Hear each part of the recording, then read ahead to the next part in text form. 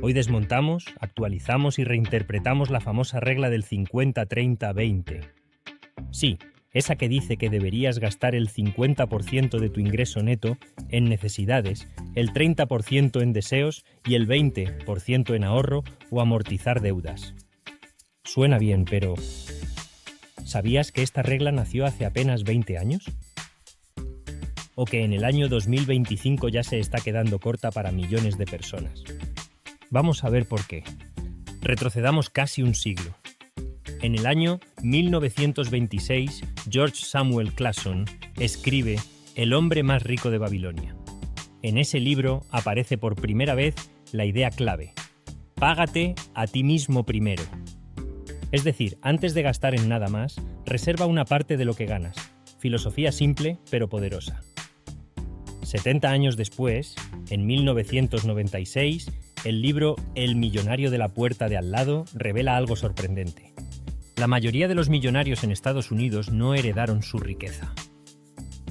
La construyeron viviendo por debajo de sus posibilidades, ahorrando con disciplina y evitando lujos innecesarios. En resumen, hábitos ganan a ingresos. En el año 2005, Elizabeth Warren y su hija Amelia presentan una fórmula sencilla: 50% para necesidades, 30% para deseos y 20% para ahorrar o pagar deudas. Nace la regla 50-30-20 y, lo más importante, se basa en el ingreso neto, es decir, después de impuestos. Llega el año 2012 y aparece la comunidad FIRE, personas que buscan la independencia financiera ahorrando entre el 40 y el 70% de sus ingresos. En su mundo, el 20% es apenas un punto de partida. Ellos elevan el estándar. En abril de 2020, en plena pandemia, Estados Unidos vive algo inédito. El ahorro personal se dispara hasta casi el 34%. ¿Por qué? Cierre de comercios, miedo económico, ayudas gubernamentales. Pero este pico fue temporal. En pocos meses, la tasa cayó a mínimos históricos. La lección es clara. El contexto cambia. Y una regla fija no siempre se adapta.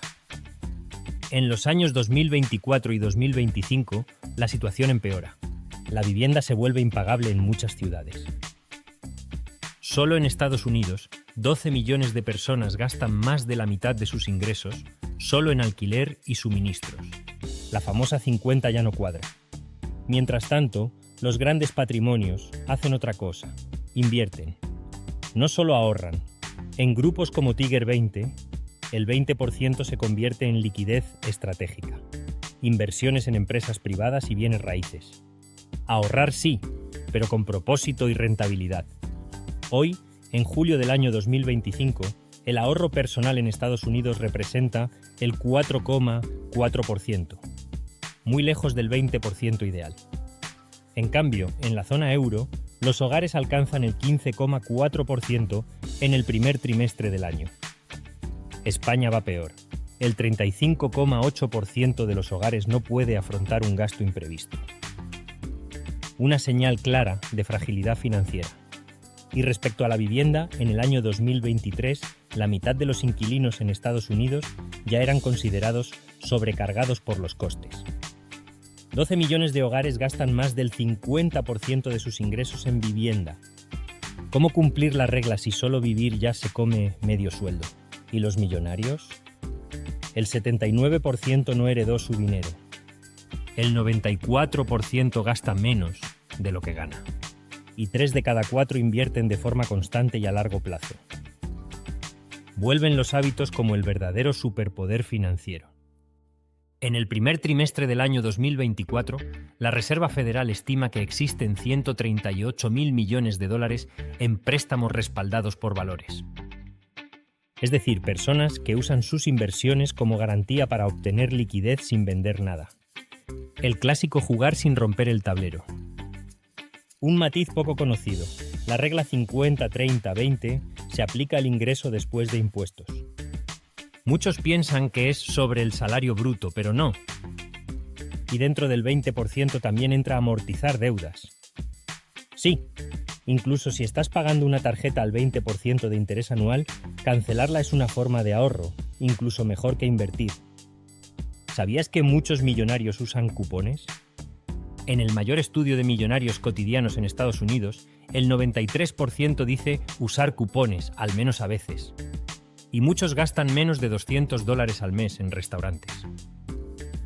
Frugalidad sin glamour, pero efectiva. Además, los grandes patrimonios no dejan su dinero muerto. Aunque mantienen entre 10 y 11% de su cartera en efectivo, no lo hacen por miedo, sino para tener capacidad de reacción. Aprovechar caídas, cerrar acuerdos rápidos. O incluso pedir líneas de crédito sin vender sus inversiones. Es liquidez inteligente. Imagina esta escena. Una pareja joven vive en una gran ciudad. El alquiler se lleva la mitad de sus ingresos. Luego vienen los seguros, el transporte, la comida. Cuando hacen cuentas, ya van por el 70% solo en necesidades. ¿Y el resto? Se esfuma. En este caso, aplicar las reglas sin adaptarlas sería inútil. Lo realista sería renegociar vivienda, cambiar de ciudad o aumentar los ingresos. Otro dilema común.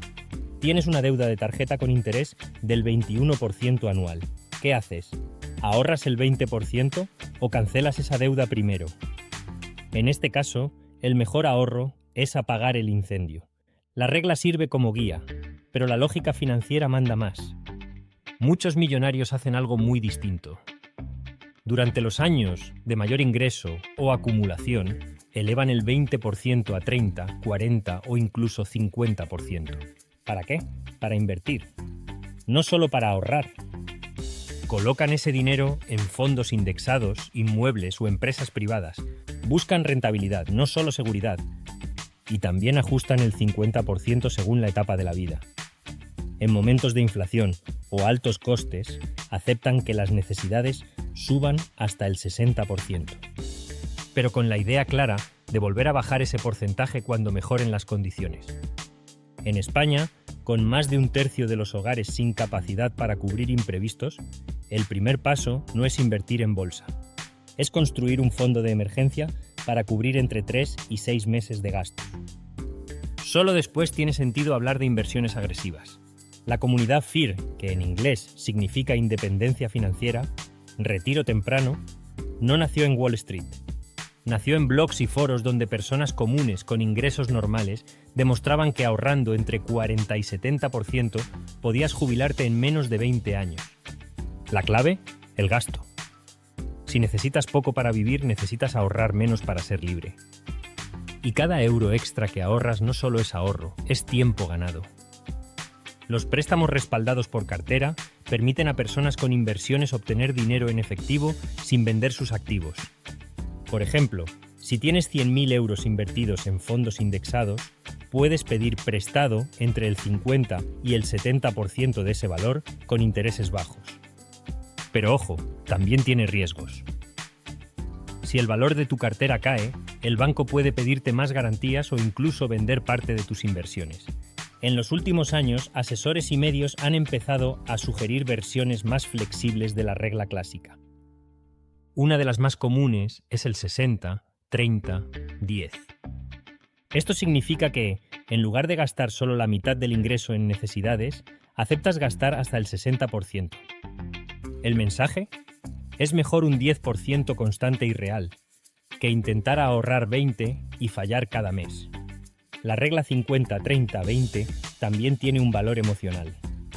Divide tu dinero en 3 grandes bloques, y eso ayuda a tomar decisiones sin agobio.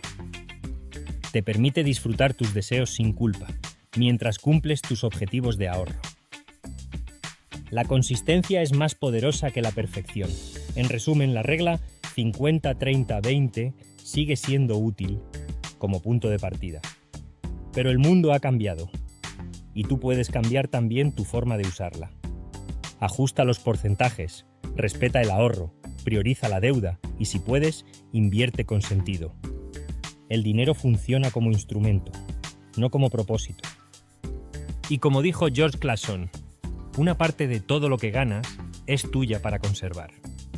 Suscríbete, activa la campanita, comparte y cuéntame tu opinión en los comentarios.